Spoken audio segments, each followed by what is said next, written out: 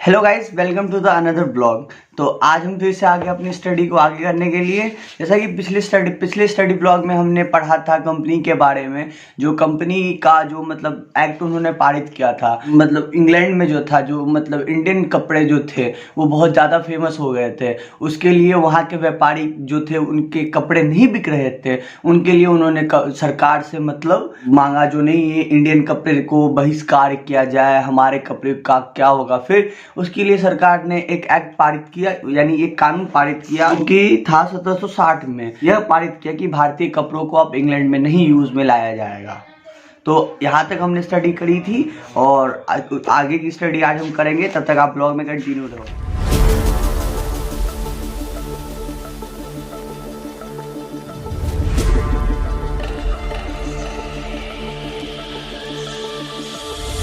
Thinking all I did was wrong. Guess you got all you wanted. Yeah, I don't know why suddenly you're gone. You'll never be forgotten. Pretending no one is to blame. Too late to reignite our flame. How did I not see you running? How did I get left behind? How did I not see this coming? Guess all you left me wrong.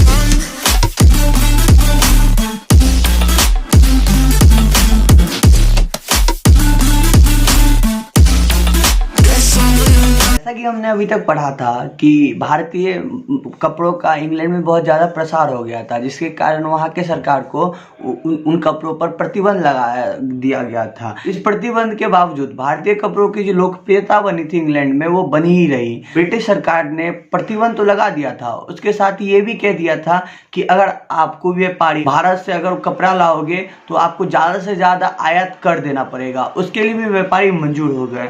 फिर मैं आपको बता दूं कि ये सब चीज़ का कारण क्या था। 1757 के पलासी युद्ध के बाद, जैसा कि पलासी युद्ध हुआ था किसके बीच में, सिराजुद्दौला और इसके बीच में, कंपनी के बीच में। तो इसके बाद जो क्या हुआ था, जो कंपनी का जो अधिकार था बंगाल पे पूर्ण तरीके से हो गया था, आर्थिक एवं राजनीतिक तौर पे। तो आर्थिक एवं राजनीतिक तौर पर दोनों तरीके से वो व्यापार पर मतलब बंगाल पर अपना अधिकार उन्होंने जमा लिया था। इससे क्या होता, वहाँ के जो व्यापारी थे या वहाँ के कारखानों में जो श्रमिक थे, उनसे वो जबरदस्ती काम करवाते थे, कम पैसे देते थे, उनके साथ बहुत अत्याचार करते थे और उनसे ज़्यादा से ज़्यादा कपड़ा बनवाते थे और कम देते थे पैसे। भारत के बुनकारों एवं मतलब श्रमिकों की स्थिति बहुत ज़्यादा दुर्लभ हो चुकी थी। लेकिन मैं आपको बता दूं कि तभी भी भारत की लोकप्रियता खत्म नहीं हुई थी, यानी कि भारत के साथ इंग्लैंड का व्यापार लगातार जारी रहा प्रतिबंध के बावजूद। लेकिन भारतीय व्यापार को सबसे बड़ा झटका कब लगा? भारतीय व्यापार को सबसे बड़ा झटका 1813 के बाद लगा। मैं आपको बता दूं कि 1813 में इंग्लैंड में औद्योगिक क्रांति हुआ, जिसके कारण भारतीय कपड़ों का इंग्लैंड में ना कि बहिष्कार हुआ, बल्कि भारत में भी वो कपड़े अब नहीं मिलने लगे। वो जो बाजार थे नहीं रह गए थे। भारतीय पैसों से ही उन्होंने, यानी कि ब्रिटेन के सरकार ने औद्योगिक क्रांति किया, जिसमें उन्होंने कई सारे मशीनें एवं भारतीय सामान जैसे बनाने वाले मशीनों को भी बना लिया था। तो इससे भारतीय बाजार पे बहुत ज़्यादा असर पड़ा और भारतीय बाजार की लोकप्रियता जो इंग्लैंड में बनी थी 18वीं शताब्दी के पूर्व, वो अब पूर्ण तरीके से खत्म हो गई। चलिए अब मैं आगे क्या करता हूँ, फिर बेसिकली मैं पॉइंट में आपको समझा दूंगा। तब तक के लिए आप ब्लॉग में बने रहो।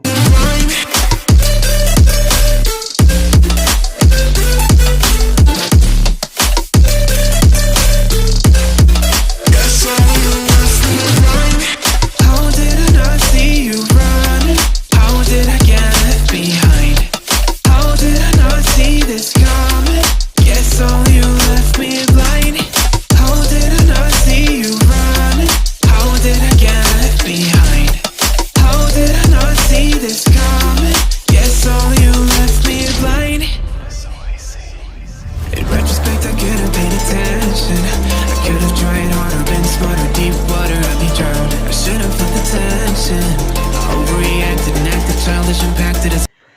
जैसा कि हमने पहले पढ़ा था कि भारतीय कपड़ों का मतलब अब ब्रिटेन में औद्योगिक क्रांति के कारण बहिष्कार होने लगा था।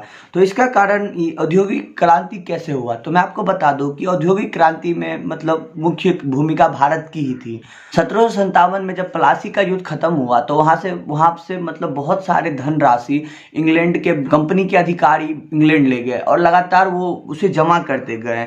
जिससे क्या हुआ, औद्योगिक क्रांति इसे कहा गया मुख्यतः जो मतलब इंग्लैंड में नए नए कारखाने स्थापित किए गए और मतलब नए नए प्रौद्योगिक सामान मतलब बनाने वाले मशीन बनाए गए, जिसके कारण वहाँ पे जो कहीं ना कहीं इंग्लैंड कभी कभी भारत पर आश्रित था सामानों के लिए, वो खुद मतलब अपने पैरों पे खड़ा हो चुका था। औद्योगिक क्रांति के सफल होने में बहुत सारे कारण थे कि उस समय के जो सरकार थे मतलब इंग्लैंड में, वो मतलब व्यापारी वर्ग से प्रभावित थे, जिससे सरकार के इसके तरफ से उन्हें कोई रुकावट का सामना नहीं करना पड़ा और जो पूंजी जमा होते थे वो सामंत वर्ग के हाथ में नहीं जाते थे।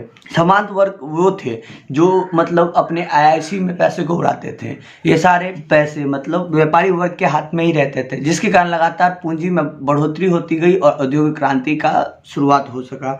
औद्योगिक क्रांति ने अपना मुख्य कारण बहुत सारे वैज्ञानिक थे जिन्होंने बहुत सारे चीज़ों का आविष्कार किया था, जैसे कि हारग्रीव्स, वॉट, कार्टराइट तथा इन दूसरे लोगों के आविष्कारों का उपयोग में लाया। जैसे कि आप ऐसा समझ सकते हो, मतलब जिस टाइम बल्ब नहीं था उस टाइम मतलब लोग ऐसे ही मोमबत्ती वगैरह से अपना मतलब रोजमर्रे की जिंदगी बिताते होते होंगे। अब किसी ने आविष्कार करके दे दिया है, उन्होंने कैसा बनाया अगर हमको पता चल गया तो मैं एक कारखाना बनाया, उस कारखाने में अपने इस बॉल को बनाना स्टार्ट कर दिया, तो लोग मोमबत्ती के जगह पे रोजमर्रे की जिंदगी में बल्ब का उपयोग करने लगेंगे। ऐसा ही मतलब औद्योगिक क्रांति को आप ये कह सकते हो कि ये 18वीं शताब्दी में शुरू हुआ और कभी खत्म ही नहीं हुआ, क्योंकि लगातार ही कोई ना कोई चीज की आविष्कार होती रहती थी उस समय।